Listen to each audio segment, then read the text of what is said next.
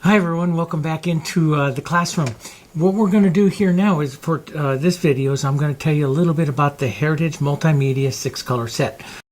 I always thought that acrylic technology could surpass oils if, in a given time, but in the 1980s it just wasn't there. Today we're there, and with Heritage Multimedia you can control it to do so many different things, okay? And that's what makes it a little confusing sometimes. So for the lessons that we're going to be doing here to start out with, we're going to use a limited amount of paint, and I'm going to slowly introduce you into some of the different techniques that these new generation acrylics can do. Okay, we're going to be using for a whole series of lessons the 6-color set. Now, I already have on the internet and in books and videos, I already have over 500 videos, books, and lessons on using and painting with just the 6 colors. But we're going to break it down really simple here because some of you are switching over, some of you are beginners. So we're going to run this at a slower pace and a beginning level. And some of you that are more advanced painters will still pick up on a few hints along the way. All right, so this is the 6-color set, the Heritage Multimedia 6-color set. Comes in a clear tube. You can see exactly the color that is in it. It's named, like Hansi Yellow is named after the scientist that found actually this color. You'll also see a number down here, this PY74. That's what's called the chemical index name. We'll talk more about that as we get more advanced. That chemical index name as an artist, though, I just want you to put it in your mind. And just remember that there's another name that colors go by, and that's called the chemical index name.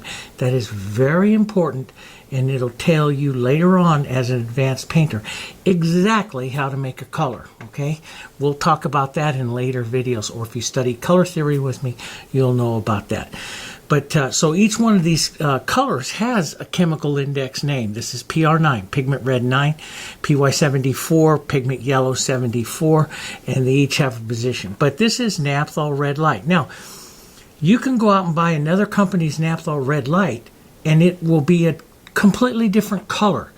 The name that a company gives a color makes absolutely no difference. So another company's, whether it's acrylic or oil or whatever, naphthol red light may be a completely different color. So it's going to have completely different working properties. So that's the one thing to keep in mind, okay? When you switch paint companies, you totally change everything about the paint. Even though you think you may be buying the same paint, or even color looks the same, it's not going to react the same.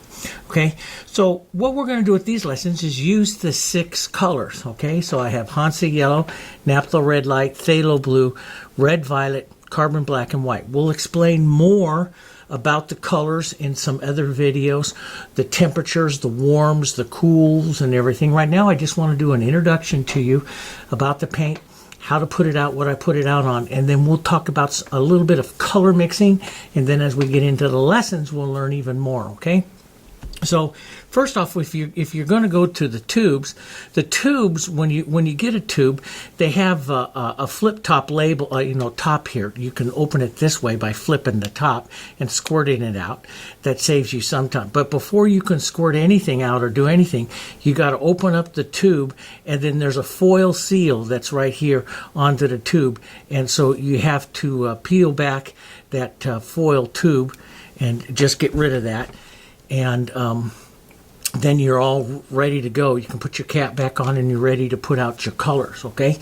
Now, what I do is I use a palette. This is a multimedia palette. Now, there's a couple of them that I use that I really like. I do like the Dick Blick here. You can get it from dickblick.com. All the links to everything we'll do, we'll put here on the web page. If you're watching this on YouTube, you can go over to jansonartstudio.com and you can see all the links for everything we do.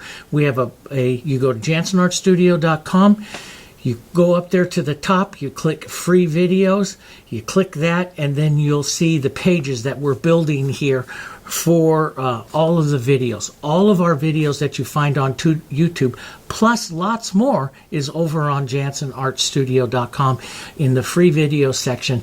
All the links, everything that I use, everything I do is over there. So if you're watching this on some other video playlist or something like that, go over to JanssenArtStudio.com and you'll find all the information you need over there, okay? But I use two types of palettes. So this is the one you can get from dickblick.com. And these are what are called multimedia palettes.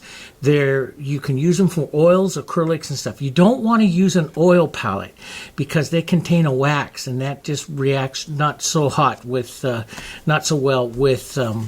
the acrylics. I also, for years and years and years, for over almost 25 years, used Bien Fang. I like this one also. They're a little bit harder to find these days. Dick Blick, you can find anyway. Just go to dickblick.com. Bien Fang's out there. I like it in both the 9x12. When I paint under camera here, this is a bigger one which is 12x16 here. This is a Dick Blick larger one, 12x16, which is what I use under the camera. But one like this is a really a good one to start with. They're not too expensive, and we'll show you later on how you can go about and preserve some of those and make them last even twice as long. Okay. So you have your colors. What I do is I put out my colors. Now, there's all kinds of different ways that you can put out acrylic colors. And over the years, depending on the type of acrylic that you're using, we had different ways. Like back in the 1980s, we used to put down a wet paper towel and container and squirt the colors right out there. Well, we had to do that because those formulas were very sensitive to water, and we wanted to keep water in that system all the time. With today's acrylics, like what I do here with Heritage Multimedia, you don't need to do that. I just squirt them directly out onto here, and I only put out, no more than like a little, small coin size, right, like that. No more than that you're going to use. If I'm doing a big painting, of course, I put out a little bit more. If I'm going to do a lot of painting, like I'm going to do today, I'll put out a little bit more. So I just squirt out what I'm going to use in the day's painting. How long does this last? I've had this last anywhere on a real super dry when I'm painting out in Sydney and it's 100 degrees and the air, the humidity in the air is around 14-18%. I've had it last for as little as 3 hours before they start getting the film on them. I've had them last all day, 12 hours, 14 hours before they start to get a film on it. It depends on the dryness of the air. Now, what you can do is if anything starts to dry, just mist a little water. Just take a little mister bottle and just mist a little water over it. That water will go down into the paint and reconstitute it, keep it nice. So one thing that you might want to add to your palette there, or to your painting area, is a little mister bottle. Okay, don't add too much water because the Heritage, I don't like to paint with a lot of water, like a lot of other older acrylics. We used to use a lot of water. With the newer acrylics, you don't need to use a lot of water. So I go ahead and I start to put out the colors. And usually what I do is I put them out in their temperature gradients, which we'll talk about in other videos.